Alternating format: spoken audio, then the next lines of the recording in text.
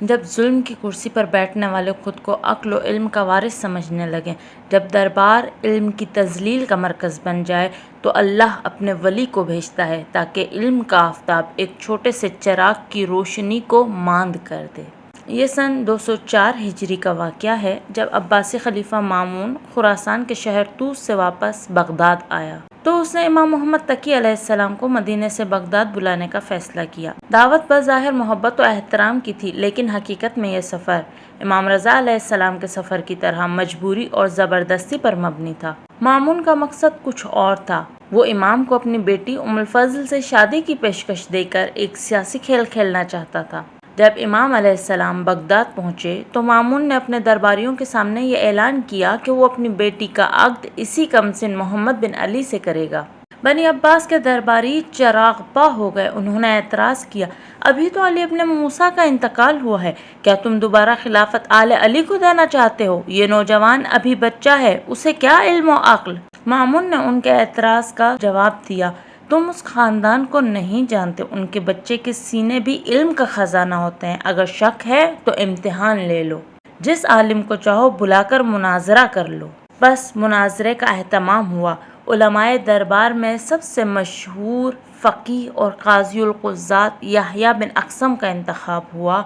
مامون نے ایک عظیم الشان علمی مجلس برپا کی۔ امام علیہ السلام کی عمر اس وقت صرف 9 سال تھی، لیکن ان کا رعب، سکون اور وقار گویا علم خود مجسم ہو کر آیا ہو۔ مناظرے کا آغاز ہوتا ہے۔ یحییٰ نے ادب سے اجازت لی اور سوال کیا، فرمائیے اگر کوئی شخص حالت احرام میں شکار کرے تو اس کا کیا حکم ہے؟ امام محمد تقی علیہ السلام نے بغیر کسی توقف کے فرمایا، اے یحییٰ، تمہارا سوال مبہم ہے، یہ جاننا ضروری ہے کہ شکار ہل حرم کے باہر میں کیا یا حرم میں؟ شکار کرنے والا عالم تھا یا جاہل؟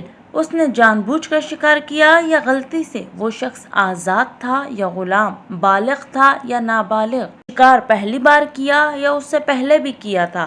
شکار پرندہ تھا یا چوپایا؟ شکار چھوٹا تھا یا بڑا؟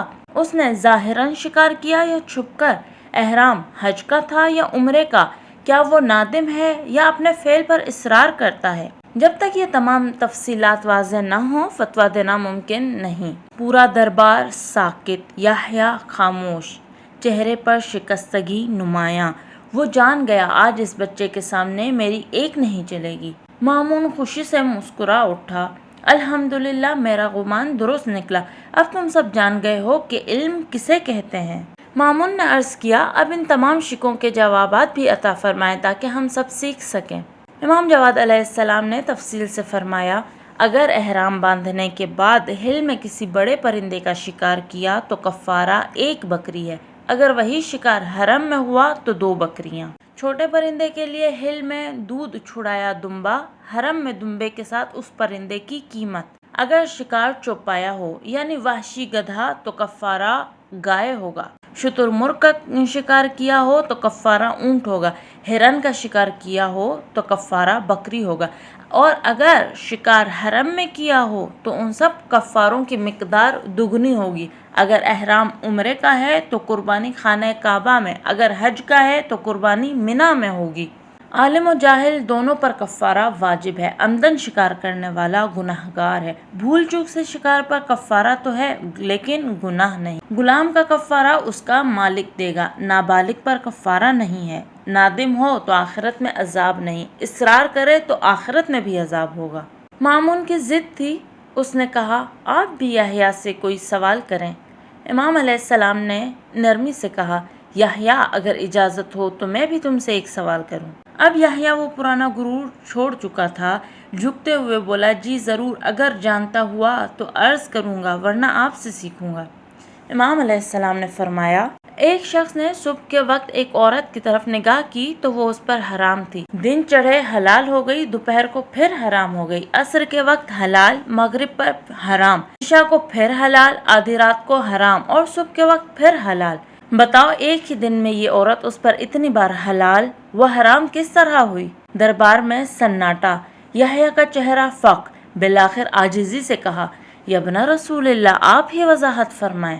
امام علیہ السلام نے فرمایا، وہ عورت کسی کی کنیز تھی، صبح اس پر اجنبی کی نظر پڑی، حرام تھی، دن چڑھے اس نے خرید لی، حلال ہوئی، ظہر کو اسے آزاد کیا، حرام ہوئی، عصر کو نکاح کر لیا، حلال ہوئی، مغرب کو اس سے زہار کیا، حرام ہوئی، عشاء کو کفارہ دیا، حلال ہوئی، آدھی رات کو اسے رجعی طلاق دی، حرام ہوئی، صبح اس سے رجوع کر لیا، حلال ہو گئی۔ سارا دربار گونج اٹھا، احسن، سبحان اللہ، یہ علم نبوت ہے، یہ آل محمد کا علم ہے۔ مامون بھی کچھ نہ کہہ سکا۔ اس دن بغداد کے دربار میں علم کی فتح ہوئی اور اہل دنیا نے جان لیا کہ علم و حکمت وراثت ہے اور یہ وراثت صرف آل محمد کے پاس ہے۔